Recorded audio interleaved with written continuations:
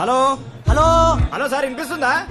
చెప్పమ్మా రాజ్. సార్ నాకు ఈ జాబ్ నచ్చట్లేదు సార్. ఏంటి అన్నం అరగట్లేదా? అన్నం అరగట్లేదు కాదు సార్, జాబ్ నచ్చట్లేదు సార్.